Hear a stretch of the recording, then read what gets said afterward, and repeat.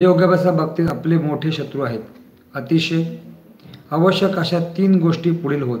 पहिली, शारीरिक व मानसिक पवित्र सारी अपवित्र न मनाला आली खाली ओढणारी सर्व काही टाकून दिले पाहिजे. दुसरी, धीर आरंभी आश्चर्य धरणाशरी अनुभवी येतील, परंतु मागे सर्व बंद होतील. या सर्वात कठीण समय होय, पण दृढतापूर्वक अभ्यास चालू द्या. तुमच्या ठिकाणी धीर असल्यास अंतिक फलप्राप्ती निश्चित आहे.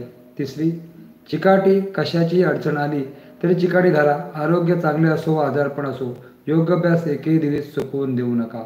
ग्रंथावली खंड 9 पृष्ठ 188. अंतकरण आणि त्याची रूपे. अंतकरण करण्याची 4 रूपे आहेत. पहिलं, मन किंवा विचार करण्याची शक्ती अनियंत्रित असल्यामुळे बहुधा सारीच काही जवळजवळ फुकट घालवली जाते.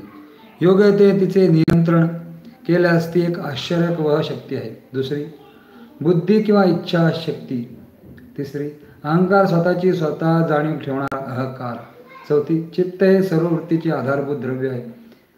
ते जणू काही एक समुद्र असून साऱ्या वृत्ती म्हणजे त्यात उठणाऱ्या लाटा होत.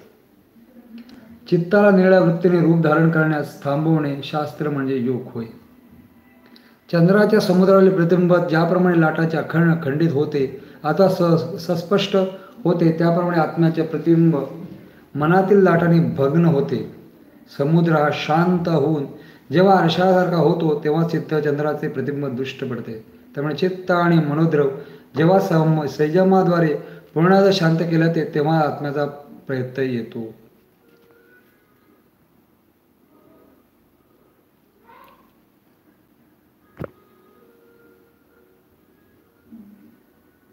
शांत जागे ईश्वराचा लाभ स्वतःच्या बाहेर होणे अशक्य आहे.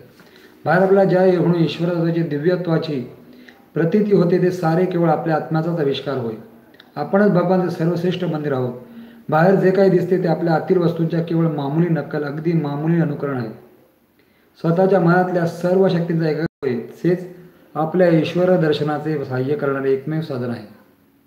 जर तुम्ही एका आत्म्याला, स्वतःच्या आत्म्याला जाणू शकाल तर तुम्ही भूत, वर्तमान आणि भावी सर्वच आत्मांना जाणू शकाल. एकाग्र मन म्हणजे जणू एक प्रदीप आहे. त्याच्यामध्ये आपल्याला आत्म्याच्या अगदी कानोकोपऱ्यापर्यंत देखील बघता येतो. आत्म्यासह नीट तंतोतंत बघता येते. सत्य कधीच कुणा विशिष्ट व्यक्तीची संपत्ती होऊ शकत नाही. त्याने सगळ्याचेच कल्याण होईल. आणि अखेर स्थिरभावाने शांतचित्ताने त्याचे निधध्यासन करा, त्यावर ध्यान करा. तुमचे मन त्यावर एकाग्र करा, केंद्रित करा. आत्म्याशी स्वतःला अगदी एक करून टाका. मग बोलण्याची काही गरज नाही. तुमचे मन मौनच इतरांची सत्याचा संचार करेल. वृथा वाचळे देत आपल्या शक्तीचा अपव्यय करू नका. चुपचाप निशब्दपणे शांतपणे ध्यान करा. आणि बाहेरील जगाची गडबड धामधूम तुम्हाला शोभू न शको, तुमची शांती भंगू न शको. ज्यावेळी तुमची सर्वोच्च अवस्थेत जाते त्यावेळी तुम्हाला या साऱ्याचा जाणीव राहत नाही. चुपचाप शांतपणे साधना करून शक्तीचा संचय करा आणि अशा रीतीने आध्यात्मिकतेचे एक डायनोमो विज्युअल अन्नतंत्र बनवून जा.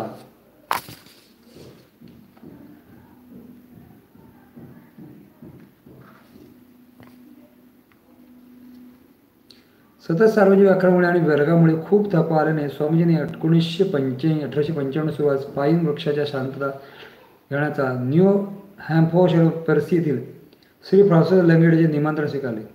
इथे सुद्धा त्यांना निर्विकल्प समाधीचा अनुभव मिळाला. 7 जून 1895 उली बुल यांना पाठवलेल्या पत्रात ते लिहितात, मी आपल्या स्थानापैकी एक सर्वात सुंदर स्थान आहे. मन श्री शोभेत वर्वतरजिनी भेटलेल्या एका सुरेख सरोवराचे चित्र नजरेसमोर आणा. त्यात पुन्हा आमचा एकांत भग्न करायला कुणीही नाही.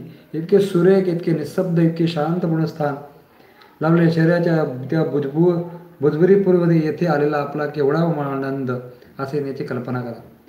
यातल्या वासाने मला जणू नवजीवन प्राप्त झाले आहे. मी एकटाच वनात प्रदेशात जातो व गीतेचे पठण करून आनंदित होतो. अदमास 10-1 दिवसाचे मी इथून सहस्रद्वीपावरून या ठिकाणी जाईन.